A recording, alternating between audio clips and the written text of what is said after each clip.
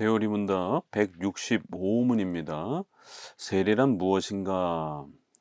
세례는 그리스도께서 성부와 성자와 성령의 이름으로 제정하신 물로 씻는 신약의 성례이다. 이것은 그리스도 자신에게 접붙여지고 그의 피로 죄사함을 받고 그의 영으로 거듭나고 양자가 되어 영생에 이르는 부활의 표시와 인침이다. 이로써 세례받은 당사자들은 보이는 교회에 엄숙하게 받아들여지고 전적으로 오직 주님께만 속한 사람이 되겠다는 공개적이며 고백적인 약속을 맺는다. 은혜의 수단으로서 이제 성례를 다루고 있습니다. 성례에서 특별히 이제 세례 부분을 소개합니다. 세례는 신약의 성례이다라고 이렇게 말합니다. 그러면 이 구약의 이 성례는 바로 신약의 이 할례 구약의 할례가 바로 이 신약의 세례로 이어집니다. 그래서 우리가 먼저 구약의 이러한 또 그 할례도 함께 좀 더불어 살펴보아야 합니다. 창세기 17장 7절 8절은 바로 내가 내 언약을 나와 너 및 내 대대 후손 사이에 세워서 영원한 언약을 삼고 너와 내 후손의 하나님이 되리라. 바로 이것은 은혜 언약의 아주 중요한 구약의 핵심 내용입니다. 바로 이 은혜 언약, 나는 너희 하나님이 되고 너희는 나의 백성이 될 것이다. 어떻게 해요? 예수 그리스도의 희생과 피로 우리가 죄사함 받고 구원받아 하나님의 자녀가 된다라고 하는 이 구원의 이 은혜 언약의 바로 표시와 보증, 확증이라고 하는 것이 바로 성례의 또 이러한 중요한 효과요. 또 하나님이 주신 혜택이다라고 말씀을 드렸습니다. 바로 구약에는 이러한 은혜 언약을 주셨고 그 은혜 언약에 대한 표시로서 9절에 할례를 명령합니다. 하나님이 또 아브라함에게 이르시되 그런즉 너는 내 언약을 지키고 내 후손도 대대로 지키라. 너희 중 남자는 다 할례를 받으라. 이것이 나와 너희와 너희 후손 사이에 지킬 내 언약이라. 너희는 포피를 베어라. 이것이 나와 너희 사이에 언약의 표징이니라. 그래서 남자의 성기에 이러한 그 표피 끝을 잘라내면서 우리 인간의 생명의 그 본질에 해당이 되는 특별히 이러한 성기의 또 이런 부분들을 상징적으로 사용해서 우리가 태어나면서부터 또 우리가 근원적으로 우리 생명의 근원으로부터 이러한 모든 생명이 이제 죽고 다시 태어난다라고 하는, 그래서 다른 부위도 아니고 특별히 이러한 그 생명을 잉태하는 이러한 중요한 역할을 하는 바로 성기 부분을 이렇게 잘라냄으로 인해서 마치 우리의 생명이 잘라 나가는 것처럼, 그래서 우리의 모든 생명이 이제 죽는, 그래서 다시 태어나야 된다라고 하는 우리의 모든 생명의 근원적 부패와 타락과 죄악에 대한 이런 부분들을 가르치면서 그런 모든 우리의 근원적 부패가 이제 제거되어지고 다시 태어나야 된다라고 하는 바로 그러한 구약에는 이러한 의미로서 이제 할례라고 하는 형태로 이렇게 행했던 것입니다. 바로 이러한 부분들이 신약에 와서는 우리가 타락하고 부패한 우리의 모든 본성이 이제 그리스도의 십자가에서 우리가 함께 죽었고, 그래서 우리의 모든 죄악들이 제거되었고 이제는 다시 태어나서 거듭나서 이제는 우리가 그리스도와 합하여 다시 새로운 생명을 얻었고 이제는 거듭난 자, 새로운 자, 하나님의 자녀가 되었다. 바로 중생, 거듭남의 이러한 표시로 하나님의 자녀가 되었다라고 하는 이러한 표시로 구약에는 할례를 행했고 또 신약에는 이제 간단한 약식 형태로 물을 뿌려주는 이러한 형태로 세례를 행합니다. 바로 세례는 물이 더러운 것을 씻어내는 것처럼 구약에도 이러한 남자의 성기의 표피를 잘라내면서 우리의 생명의 근원을 잘라내고 우리의 생명의 이러한 본성으로부터의 이런 모든 부패성을 제거한다라고 하는 이러한 상징적 의미를 사용한 것처럼 신약에도 우리의 모든 죄를 물이 깨끗하게 씻는 것처럼 그리스도의 피와 희생으로 우리의 모든 죄가 깨끗하게 되었다라고 하는, 구약은 좀 더 죽음과 관련된 좀 그런 상징적 의미가 있다라면 신약도 역시 그 의미도 담겨 있지만 깨끗하게 씻긴다라고 하는 이러한 죄사함의 이런 의미를 상징적으로 물을 뿌려주면서 이렇게 우리가 거듭났다라고 하는 새로운 사람이 되었다라고 하는 중생되었다라고 하는 또 우리가 하나님의 자녀가 되었다라고 하는 이러한 구원의 표시를 이렇게 세례로 제정해 주신 것입니다. 자, 그렇기 때문에 우리가 이 세례 부분에서는 한 세 가지 정도를 좀 더 잘 정리해 볼 필요가 있습니다. 구약의 할례가 신약의 세례로 이제 그렇게 변경되었다라는 것. 그래서 구약에는 제사의식법과 더불어서 이러한 할례, 유월절, 이러한 형태의 구원의 은혜의 수단의 표시가 사용되었다라면 이제 예수님이 오시고 나셔서는 그걸 중단시키고 이스라엘 민족을 중심으로 해서 이렇게 사용했던 이러한 구약적 표시를 중단하시고 전 세계 모든 크리스찬들에게 이제 좀 더 확대된 형태로 이렇게 이러한 표시를 적극적으로 표시할 수 있는 좀 더 간략한 표시 형태로 또 세례의 형태로 물을 뿌리는 이러한 세례의 형태로 구원의 이러한 표시를 변경시켜 주신 것입니다.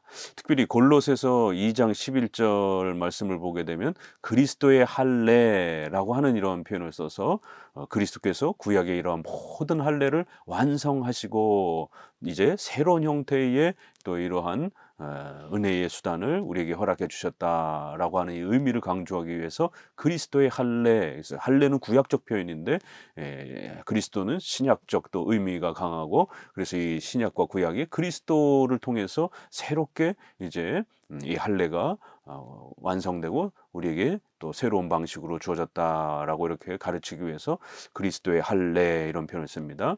자, 두 번째는 자, 그러면 신약에서는 세례가 어디에서 적극적으로 명령되어지고 있나요? 구약에서는 창세기 17장에서 이렇게 하나님이 하나님의 백성의 표시로서 반드시 할례를 행하라라고 말합니다. 그래서 할례를 행하지 아니하면 하나님의 백성이 아닌 것처럼 구약은 그렇게 취급했습니다. 그러면 신약에는 이 할례에 대한 적극적 명령이 골로새서 2장 말고도 어디에 있습니까? 자, 마태복음 13장 마태복음 3장 5절을 읽어보면은요, 이제 이 부분에 대한 아주 중요한 신약적 명령이 우리에게 소개되어지고 있습니다. 마태복음 3장 15절을 제가 읽어드리면은요, 예수께서 대답하여 이르시되 이제 허락하라. 우리가 이와 같이 하여 모든 의를 이루는 것이 합당하니라 하시니 이에 요한이 허락하는지라. 예수께서 세례를 받으시고 곧 물에서 올라오실새 하늘이 열리고 하나님의 성령이 비둘기같이 내려 자기 위에 임하심을 보시더니, 그래서 예수님이 직접 이 세례를 받으시면서 세례가 얼마나 중요한 것인지를 우리에게 가르쳤습니다. 물론 예수님은 죄사함의 의미로 세례를 받으신 건 아닙니다. 그렇게 해석하면 큰일 납니다. 그렇게 되면 예수님의 무죄성의 교리가 깨져버립니다. 예수님은 자신의 죄 때문에 세례를 받은 것이 아니라 우리 성도들에게 이 세례가 얼마나 소중한 것인지를 예수님 스스로 모범을 보이면서 유형교회에 이러한 또 질서를 세워주시기 위하여 구원의 표시인 이 세례를 스스로 그렇게 받으신 것입니다. 요한복음에서는 요한복음 1장 33절에서는 이 세례의 명령을 이렇게 좀 더 소개합니다. 요한이 또 증언하여 이르되 내가 봄에 성령이 비둘기같이 하늘로부터 내려와서 그 위에 머물렀더라.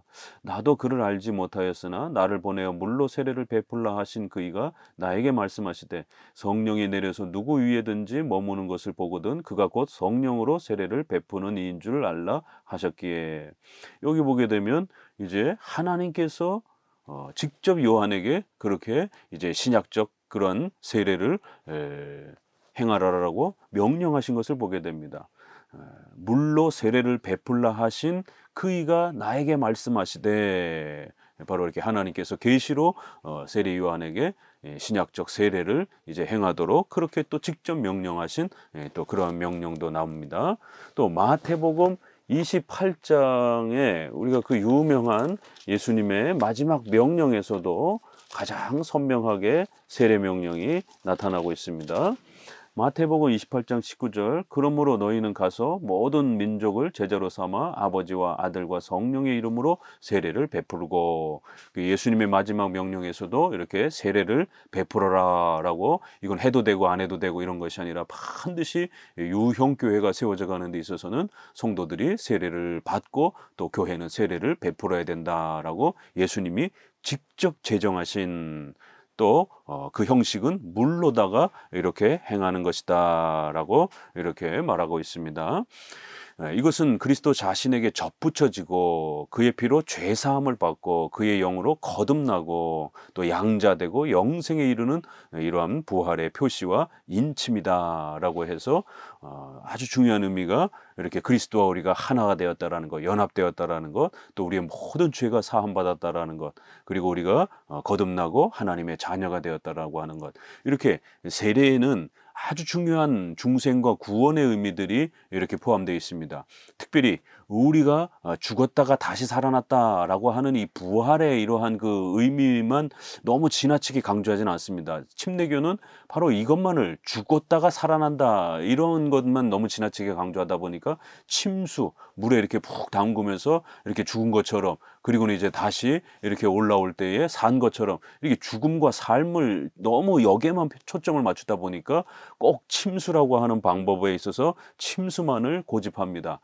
그러나 우리 성경에서는 우리의 죄가 말갛게 씻겨졌다라고 하는 것, 진홍같이 붉은 죄랄지라도 하나님께 회개하면 그 모든 것이 양털같이 희게 될 것이다. 히브리서에 있는 또 말씀과 같이 예수 그리스도의 피로 우리의 모든 죄가 씻겨졌다, 제거되었다. 죄사함의 이러한 의미도 아주 중요한 의미고 또 더 나아가서는 그리스도와 우리가 하나 되었다. 우리는 그리스도의 그러한 신부요, 그리스도는 우리의 머리요, 우리는 그의 몸으로 그렇게 그리스도와 연합되었다라고 하는 이렇게 구원의 다양한 그 놀라운 의미가 이렇게 포함이 되기 때문에 꼭 침수만 고집하지 아니하고 이렇게 약식 형태인 세례도 가능하고 또 물로다 붓는 이렇게 관수라고 하는 이렇게 물을 흘려보내듯이 큰 양동이나 컵으로 부어주는 그런 관수도 있습니다. 침수도 있고 관수도 있고 약식 형태로 물을 뿌려주는 세례 형태도 있습니다. 이렇게 세 가지 형태가 모두 다 존중이 되고요. 그럴 때에 우리 장로교는 약식 형태인 세례를 주로 기본적인 이러한 또 질서로 채택하여 사용하고 있는 것이 특징입니다.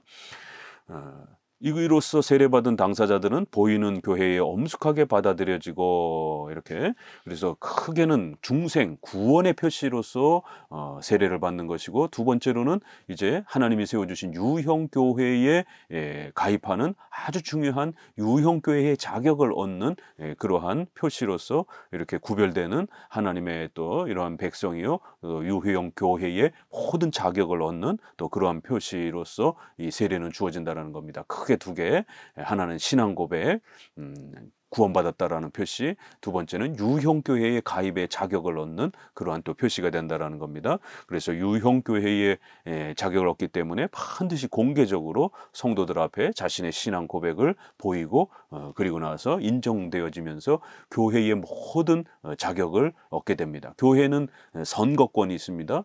또 직분을 얻을 수 있는 피선거권이 있습니다. 또 성찬에 참여할 수 있는 또 그런 자격이 있습니다.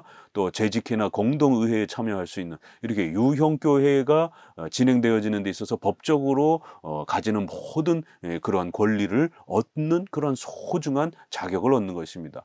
또한 더불어서 유형교회는 우리가 함께 희생도 하고 봉사도 하고 또 11조 헌금과 같이 또 이렇게 자신의 삶의 일부분을 또 이렇게 섬기면서 목회자의 생활비와 또 교회를 유지해가는 또 신학교를 세워가는 교단을 또 함께 세워가는 또 이러한 중요한 하나님의 나라를 건설해가는 또 그러한 봉사와 헌신을 함께 감당하기로 결심하면서 이제 유형교회로 들어오는 것이에요. 그래서 권리와 책임을 또 짊어지는 표시로서 이렇게 세례를 공적으로 허락해 주는 겁니다. 그러면 세례받은 성도는 하나님의 자녀요 백성이라고 하는 아주 강력한 자부심을 공적으로 구원받은 표시를 그렇게 받는 것입니다.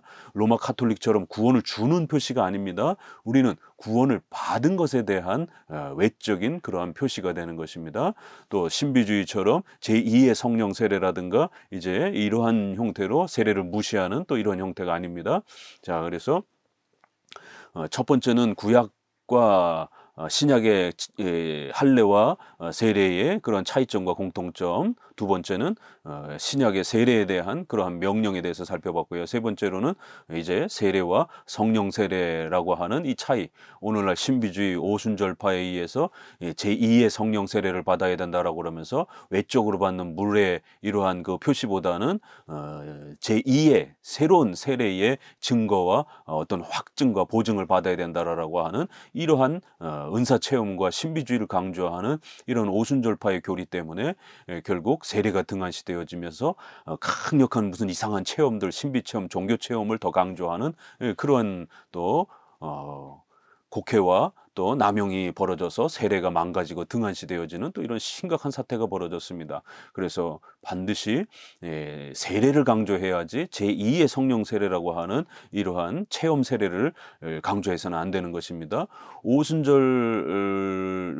오순절파의 이러한 극단적 이런 해석들은 초대교회 때에도 영지주의의 신비주의를 통해서 몬타니즘과 같은 형태로 있었고, 종교개혁 시대 때도 제세례파와 같은 이러한 또 신비 체험을 강조하는 사람들에서 등장을 했고, 17세기, 18세기에는 경건주의라고 하는 또 이러한 체험과 신앙의 그러한 경건한 체험을 지나치게 강조하는 경건주의에 의해서 또 이렇게 그것이 강요되었고, 또 이런 형태들은 회중파에 있어서도 그 영향을 받아서 또 이렇게 교회론 안에 또 심각하게 또 이러한 형태가 벌어졌고, 20세기, 21세기에 와서는 오순절파가 이런 부분들이 가장 심하게 나타났고, 또 이러한 형태들이 장로교 안에도 또 이렇게 스며들면서 또 오늘날 장로교 안에도 제2의 성령 세례를 주장하는 온건한 형태로 은사주의를 강조하는 이런 형태가 있기 때문에 아주 조심하셔야 됩니다.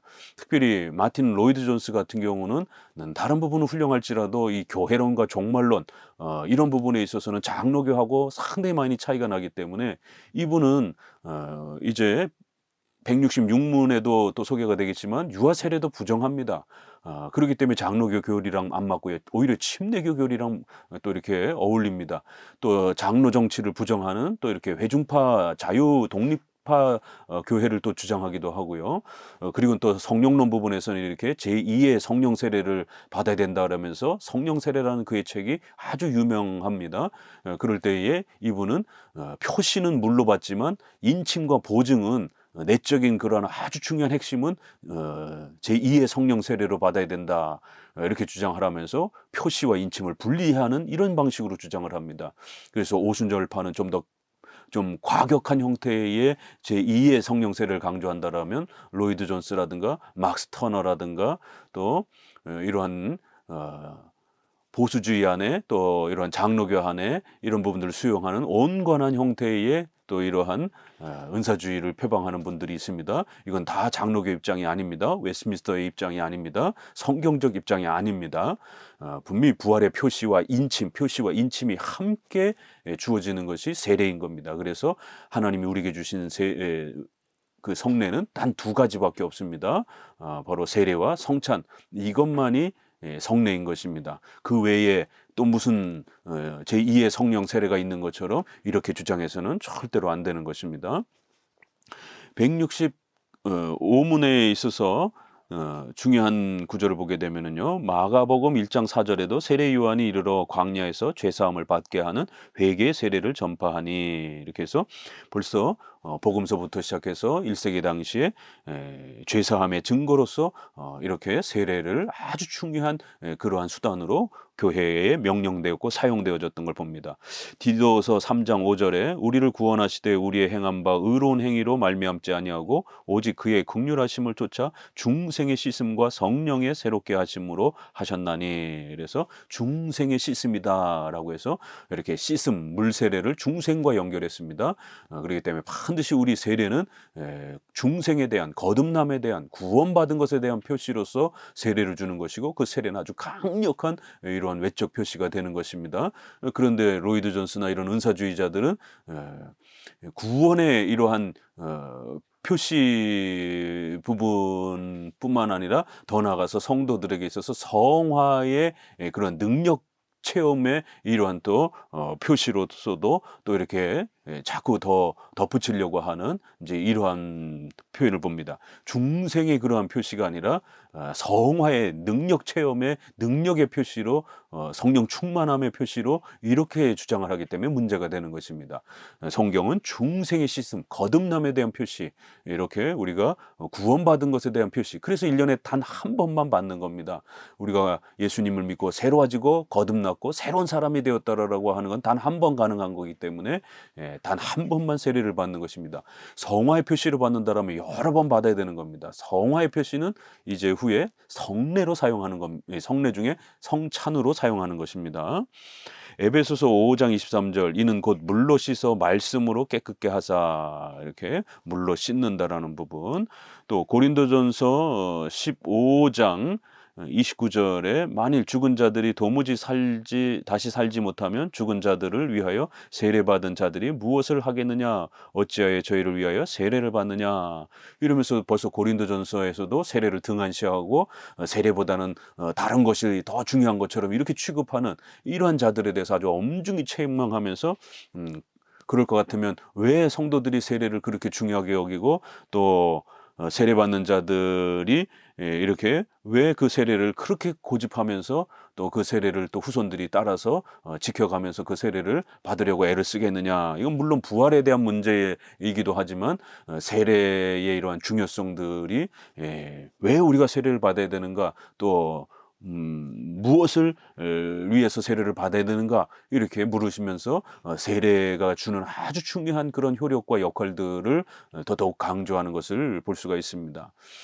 이제 166문, 누구에게 세례를 베풀어야 하는가? 세례는 그리스도를 믿는 믿음과 그에 대한 순종을 고백할 때 베풀 수 있다. 따라서 아직 유형교회 밖에 있어 약속의 언약의 외인이 된 자들에게는 그 누구에게도 세례를 베풀어서는 안 된다. 그러나 그리스도를 믿는 신앙과 그를 향한 순종을 고백하는 양편 또는 한편 부모에게서 태어난 유아들에게는 그런 면에서 언약 안에 있으므로 세례를 베풀 수 있다. 이렇게 세례란 믿음으로 마음의 신앙 고백을 가진 사람이 반드시 하나님 앞에서 세례를 받는 것이지, 로마 가톨릭처럼 마음의 신앙 고백도 없는데 그렇게 함부로 남용하듯이 그렇게 막 세례를 주어서는 안 되는 것입니다.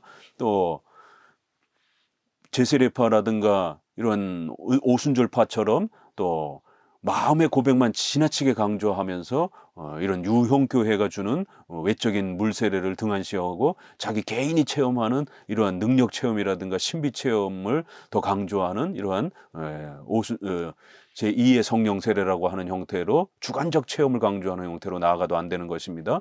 마음의 믿음의 주관적 신앙 고백과 또 외적인 교회가 주는 물 형식을 갖춰서 목사가 주는 이러한 물세례가 잘 결합이 될 때에 그것이 진정으로 우리의 신앙을 보조하고 도와주는 구원의 이런 확신과 기쁨을 주는 그러한 소중한 은혜의 수단으로 사용되어진다는 것입니다. 특별히 이 세례 부분에 있어서 방식은 물이고요. 그리고 또 세례, 관수, 적수, 세례, 적수, 그 다음에 관수, 침수, 이 세 가지 부분에서 방법에 있어서는 모두 다 이렇게 허용되는데, 우리 장로교에 있어서는 세례라고 하는 적수 형태가 그렇게 교회법으로 정해져 있는 것입니다. 그리고 반드시 합법적인 목사가 집행해야 그것이 인정되는 겁니다. 우리 장로교에서는 여자 목사를 인정하지 않기 때문에 여자 목사한테서 세례를 받게 되면 그냥 평신도한테서 세례를 받은 것으로서 무효가 되어져 버립니다.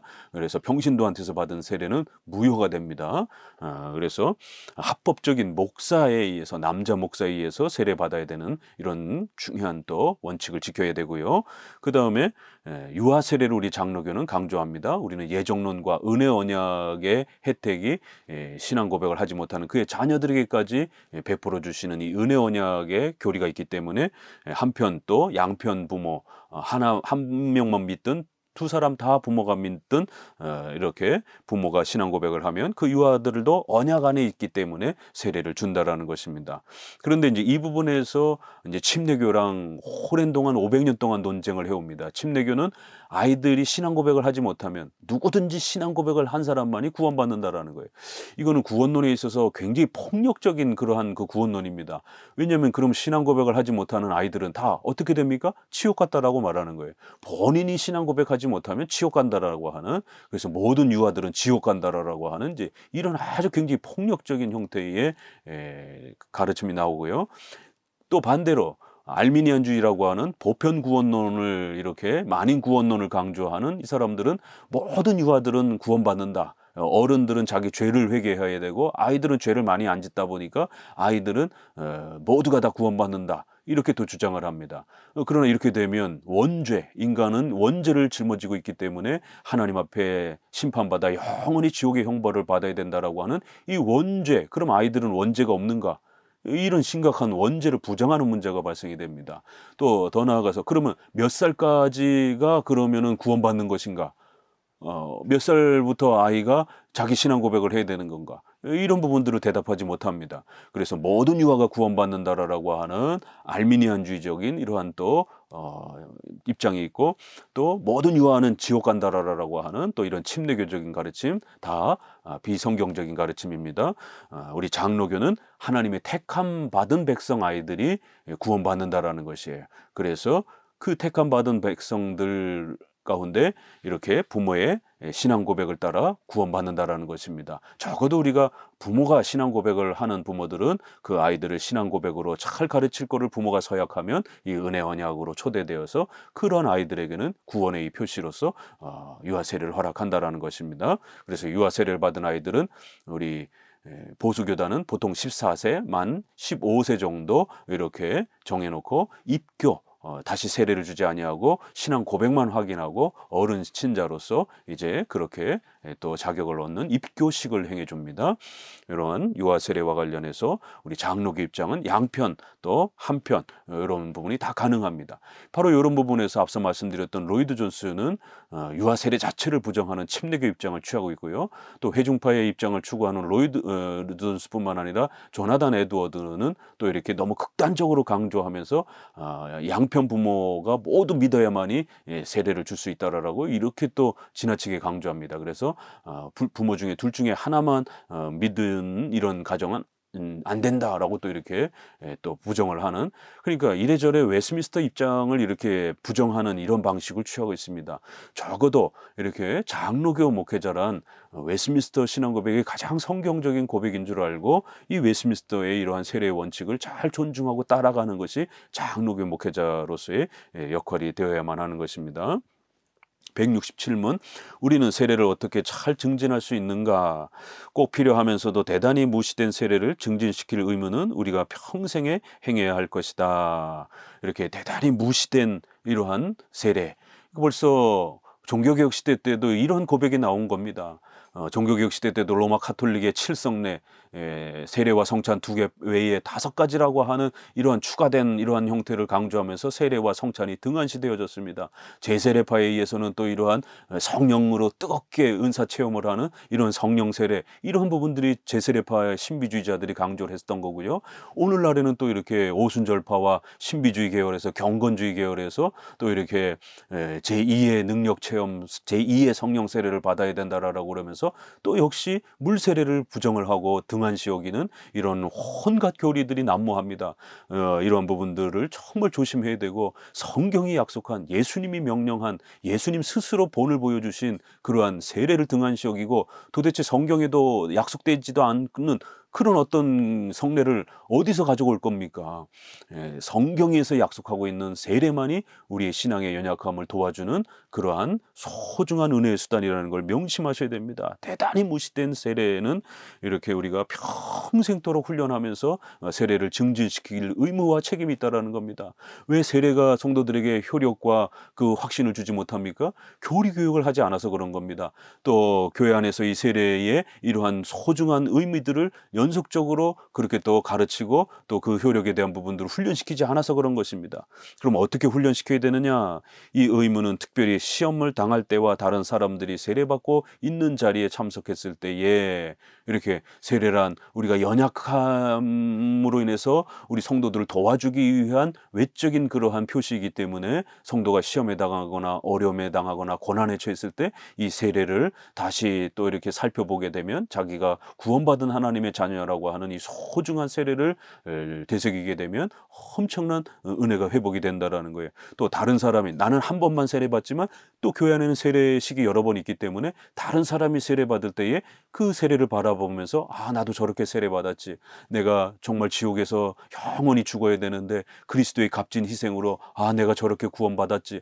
나는 구원받은 자의 이 표시로서 내가 세례를 갖고 있지. 이렇게 강력한 구원의 위로와 격려를 다른 사람이 세례받는 걸 통해서도 또 우리는 또 그 효력의 은혜들을 누리는 겁니다.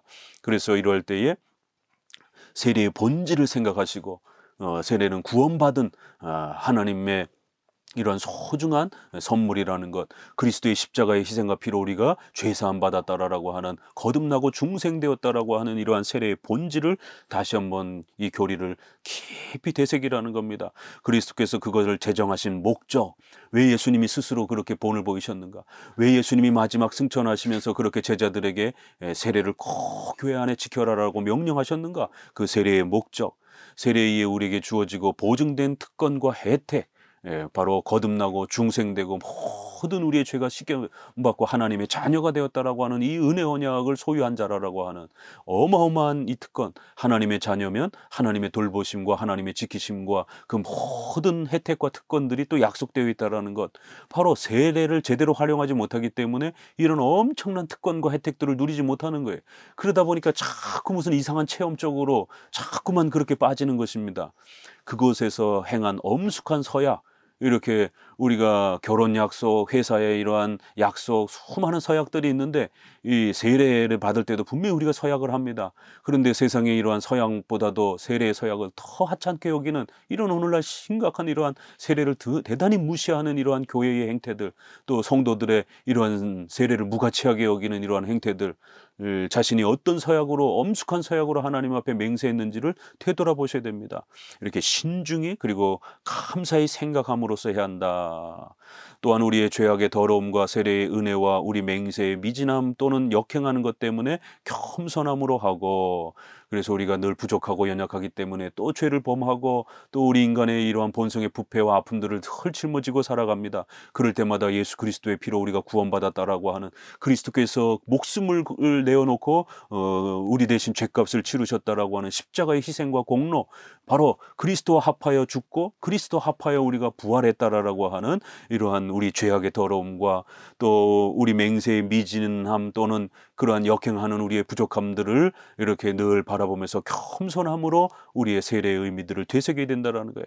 그 성례 안에서 우리에게 보증된 죄사함과 다른 모든 행복에 대한 확신에 이르기까지 성숙함으로 해야 한다.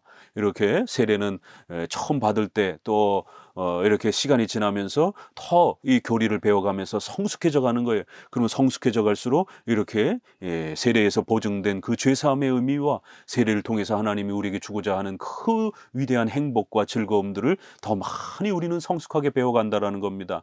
이렇게 중요한 그 표현을 씁니다. 아주 깊이 생각함으로 또 겸손함으로 또 성숙함으로 이렇게 세례를 훈련시켜 가야 된다라는 거예요. 또 힘쓰며 믿음으로 살기를 힘쓰며 노력함으로써 이렇게 해야 된다라고 하면서 한 5가지 정도의 이러한 영어에서는 이렇게 by 이렇게 해서 수단의 이런 전치사를 이렇게 쓰면서 이런 여러 가지 수단들을 우리가 최대한 활용하면서 세례의 효과와 효력을 또 끊임없이 되새기고 또 연습해야 된다라고 말합니다.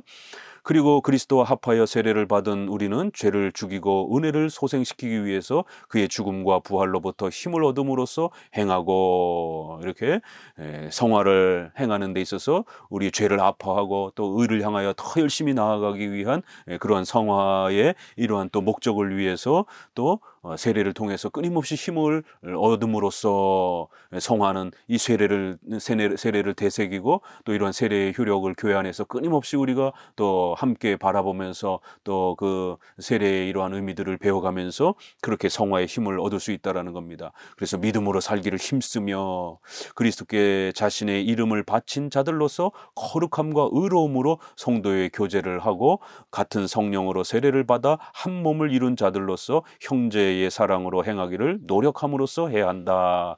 그리고 마지막은 유형교회 아래에 참여하면서 우리 성도들과 함께 사랑하고 교제하면서 또 성도들과 함께 교회를 세워가기 위하여 함께 노력하면서 이렇게 유형교회 아래에서 또 이렇게 세례의 이러한 또 혜택과 효력들을 또 이렇게 경험하고 배워가면서 또 다른 성도들이 세례 받을 때 함께 그 자리에 참여하면서 그 세례의 의미들을 또 살피고 또 그러한 세례의 효력들을 깊이 또 이렇게 맛보면서 또 이렇게 연습하고 노력해야 된다라는 겁니다.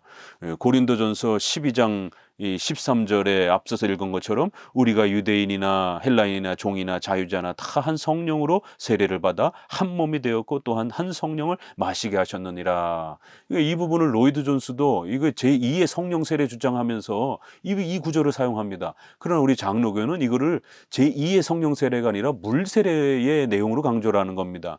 한 성령으로 세례를 받고 그리고 한 몸이 된다라는 것이에요. 그래서 그리스도의 교회 안으로 들어오는 그러한 표시로 세례를 그렇게 받는다라는 겁니다. 그리고는 또 한 성령을 마신다. 이것은 성찬에서 포도주를 마시는 이러한 것을 의미합니다. 그래서 세례와 성찬을 가지고 우리가 신앙 고백을 하고 또 한 몸이 되었다. 유형교회의 그러한 소중한 멤버가 되었다라고 하는 아주 중요한 성례의 이러한 표시로서 고린도전서 12장 13절을 사용하고 웨스민스터도 역시 이 구절을 사용하면서 그렇게 이용을 합니다. 그렇기 때문에 절대로 이 구절을 가지고 무슨 이것이 제2의 능력 세례인 것처럼 이렇게 해석하면 안 됩니다. 베드로전서 3장 21절 물은 예수 그리스도의 부활하심으로 말미암아 이제 너희를 구원하는 편이 곧 세례라. 육체의 더러운 것을 제하여 버림이 아니요 오직 선한 양심이 하나님을 향하여 찾아가는 것이니라. 이렇게 해서 세례는 우리의 모든 죄악들을 이렇게 제거하고 깨끗하게 씻는 그러한 바로 표시다. 이렇게 그것은 바로 세례다라고 이렇게 베드로전서는 아주 명확하게 세례는 우리의 중생을 표현하는 것이지 절대로 성화의 무슨 능력 체험을 표현하는 게 아니라고 아주 분명히 밝히고 있습니다. 오늘 이렇게 세례가 우리 장로교에 있어서는 얼마나 소중한 것인지를 다시 한번 여러분에게 소개해드렸습니다. 오늘날 세례가 등한시되어져 가고 있는 시대입니다. 장로교조차도 개혁주의자들조차도 이렇게 최근에 이렇게 또 회중파의 이러한 경건주의의 영향을 받은 또 이런 분들이 자꾸만 제2의 성령 세례 또 이러한 로이드 존스의 영향을 받아서 성령 세례 이런 부분들을 강조하면서 세례를 등한시하면서 자꾸 세례 성례 외에 이러한 물 세례 외에 뭔가 다른 것이 더 있는 것처럼 이렇게 자꾸 주장하면서 성경적 교회 간의 이런 소중한 성례관을 망가뜨리고 있습니다. 우리가 다시 한번 장로교회의 물 세례의 이 소중한 의미 구원받아 하나님의 자녀가 되었고 중생되어 하나님의 백성이여 자녀가 되었다라고 하는 구원받은 것에 대한 강력한 표시 이렇게 어마어마한 평생 동안 우리에게 신앙의 확신과 보증과 인침과 우리에게 용기와 위로를 주는 이러한 세례를 회복하시기를 간곡히 부탁드립니다. 감사합니다.